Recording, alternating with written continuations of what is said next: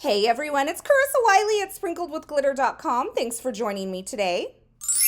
Today I am sharing 4 easy to make holiday card projects that are quick and easy to put together. I mean quick and easy, because today I am using a scrapbook collection to create these cards. This is the Holiday Magic scrapbook collection from Pinkfresh Studio. This is actually just a few of the products. I have the 6x6 paper pad, the die cut ephemera, I have some tags, some title ephemera, some enamel dots, and some cardstock stickers. And I just kind of wanted to walk you through these products to show them to you. Now, I really like to use scrapbook collections to create quick and easy cards because all of the guesswork is taken out of it for you. You know that when you stay within this collection, all the colors are going to work together. You don't really have to think about what goes with what because it's all designed to kind of coordinate and work well together.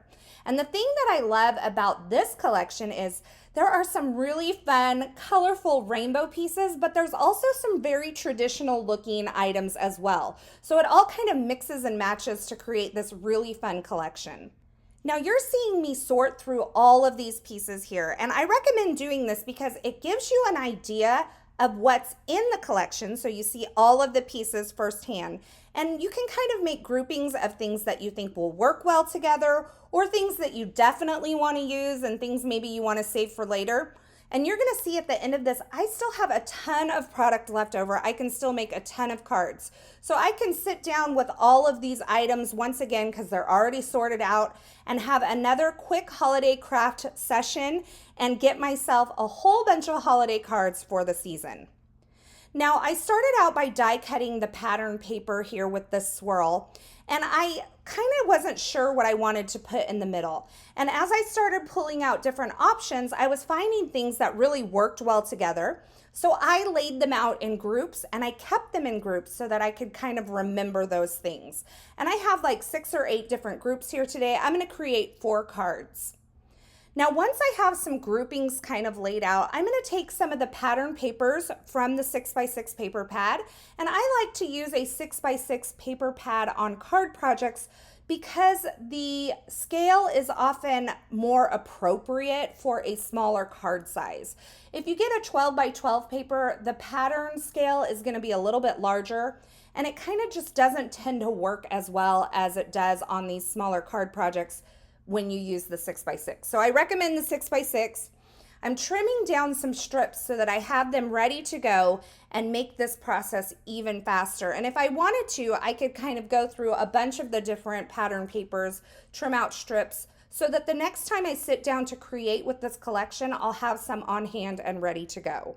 Now I trimmed this piece of black and white plaid down into a strip, and then I trimmed the ends into a banner end by cutting up the center, a center slit, and then cutting from each corner to that center slit, and that creates a really nice banner edge. And I'm also grabbing a little piece of this holographic cardstock here. This is from Erin Creative, and I'm kind of just mixing in little pieces. Now I have a bunch of white card bases ready to go. These are top folding A2 size card bases. They are created from some Essentials by Ellen linen cardstock, and I've cut these to 4 1/4 by 11 inches and scored them at 5 1/2 inches to create this top folding base. Now I've included some die cut pieces in here. I've die cut this vellum circle, and I also die cut that pattern paper to create my card front. But if you wanted to, you could just trim that rectangle out with a trimmer, and you don't have to use additional dies. That would make this even a little bit quicker. But I just needed something kind of to layer up behind the sentiment and banner grouping and just kind of help it kind of pop off the card a little more. And the vellum's a great way to do that because it doesn't hide the pattern behind it, but it helps that sentiment that's on the front kind of just stand on its own a little bit more. You can see it a little bit better. It's not kind of drowned out by the background. So I've stacked this up using some layers of foam adhesive. I've added that strip on the bottom with a little bit of liquid glue. And then I'm adding this entire grouping onto my card front using some Barely Arts liquid glue. Now, something I wanted to mention that as I'm creating here, when I find something that works, I'm gonna lock it into place. And what I mean by that is I'm gonna glue it down. So if I know I like a banner kind of offset behind the sentiment, I'm gonna go ahead and commit that so that I can start working with one piece segments instead of all these various segments. And you're gonna see me kind of do that throughout this creation process. So when you find you like the positioning of something, go ahead and commit it so that you're not kind of fumbling with all of these pieces as you try to find your various layouts. Now I have this really cute sparkle sentiment here, as well as a little tag and a little kind of swirl ornament here. And when I know that something works, like I said, I'm gonna lock it into place. And that really does help streamline the process for me. So I'm gonna take this ornament, I'm gonna overlap it on this little tag here, or this little rectangle with the lines on it. I'm gonna offset it just a bit. I know that that's working. I know that's where I want it. And then I'm gonna take the sentiment, and with some foam tape, I'm gonna adhere that right over the top. Now, as I mentioned before, I brought in a couple of extra things. I brought in some basic shape dies, and I brought in a couple of other specialty papers and cardstocks. I brought in a little bit of holographic cardstock and a little bit of vellum. So when you're trying to create out of a kit or doing something kind of quick and easy like this, make sure that you're not bringing in too many options to overwhelm it. Just really focus on what you have in front of you. A couple of basic shape dies or a couple of punches and a couple of maybe specialty cardstocks that really coordinate well with the kit or the scrapbook collection that you're using should be enough. Now you're gonna see on this card here, I actually die cut some stars from the holographic cardstock. Once again, I'm using a basic shape and some specialty cardstock to add a little oomph to this, but you could actually create this card without those die cuts and it would be really cute as well. Very clean and simple. And all I'm doing on all of these card projects is really taking elements from the various ephemera pieces that I have sorted out and kind of stacking them on top of each other, adding in a little bit of pattern paper and throwing those on a white card base.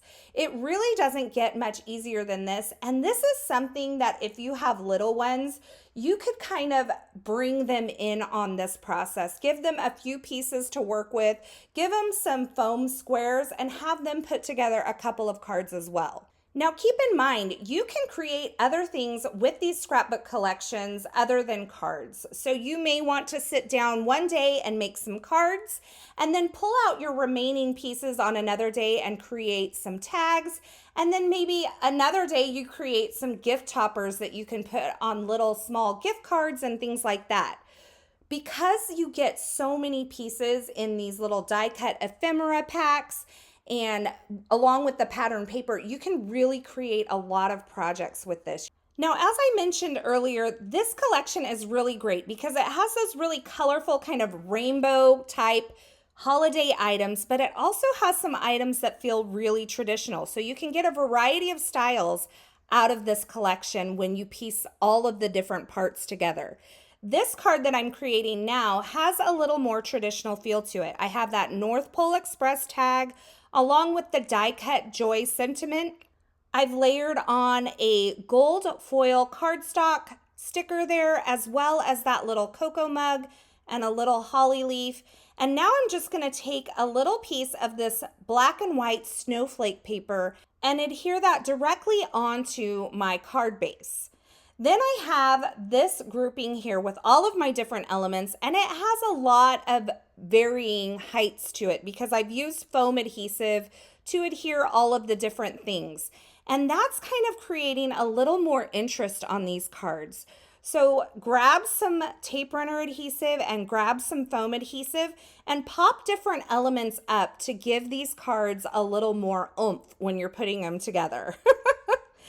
Now I'm going to go back and embellish all of these different card projects with the enamel dots, but I'm going to do that at the very end. For now, I'm going to put together my last card, and as I've gone through all of these pieces, I was kind of setting things aside. I've added some of the things onto this little Christmas playlist tag using some tape runner adhesive. I've added the It's the Most Wonderful Time of the Year on with some foam adhesive to give it a little bit of depth and dimension. And now I'm going to grab this green cardstock sticker that has some gold foiling. It says Jingle All the Way. And I'm going to tuck that in there kind of vertically. Now, it wasn't really meant to be like this, but it creates an interesting little accent. Now, I really like this on the plain white card base, but I am so loving this delicate black and white plaid that I just had to add a little more behind this grouping here. So I die cut this pattern paper using a plain rectangle. I added it onto, actually I haven't added it onto my card front yet. I'm gonna add my elements onto it first, and then I'm gonna add the entire thing onto my card base using some more foam adhesive. So I sat down and I made these cards really quickly. And I think part of the thing that makes this kind of craft session really successful is that I'm staying within this collection. I know that everything's gonna work together. I kind of sorted through all of my elements at the beginning to really make sure that I knew what I had, and then I kind of laid aside little groupings that I really liked as I was going back through them and pulling out things to use on each individual card. Now I have all of this collection ready to go for the next time that I want to sit down and quickly create some holiday or Christmas projects, and I can pull from all of these elements again, and I'm going to get a ton of projects out of this collection. Now, one thing I wanted to mention is the enamel dots. I like to kind of see embellishments on my card project before I commit them. So what I've done is I've trimmed them apart. I left them on their clear acetate backer, and I'm trimming the little enamel dots that I think I want to use on. I'm leaving them on the acetate and trimming them apart so that I can kind of place them on the card and see them on the card before I really commit. And once I figure out all of the embellishments that I want to place on each card and the different sizes, I went through and peeled them off the acetate backer and then placed them onto the card. And that finishes off my 4 cards that I created using this adorable Pinkfresh Studio Holiday Magic scrapbook collection. I will have all these products linked in the description below if you want to check them out. But head on over to my Instagram, and I will have that linked below as well. Over there, we are having an Instagram hop celebrating this holiday magic release, and there are chances to win $25 gift cards to Pinkfresh Studio, as well as the entire holiday magic scrapbook collection on the Pinkfresh Studio Instagram feed. So you can find more information about that hop over on my Instagram feed, so be sure to check there. But the thing I really hope that you taken away from this entire video is that even though the holiday season is busy, we don't have to give up handmade projects. We can kind of use some of these pre-made elements to make really quick and easy, but super adorable projects and still have something handmade that we can give this holiday season without it taking up too much of our time. And you can sit down in these short crafting sessions, have your collection out in front of you, and really pound out a lot of projects.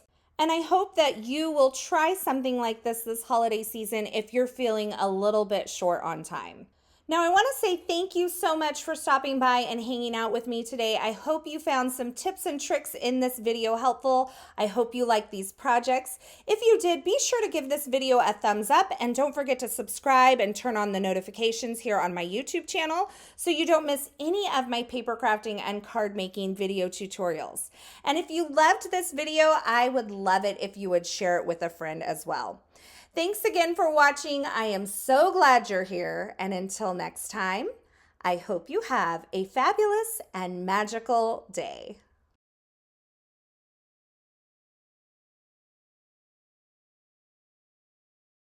Hey, thanks for sticking around to the very end. You know, if you've made it this far, you are one of my favorites. If you want to subscribe to my channel, go ahead and click the button on the left side of the screen. And here's a couple more video tutorials I thought you might enjoy.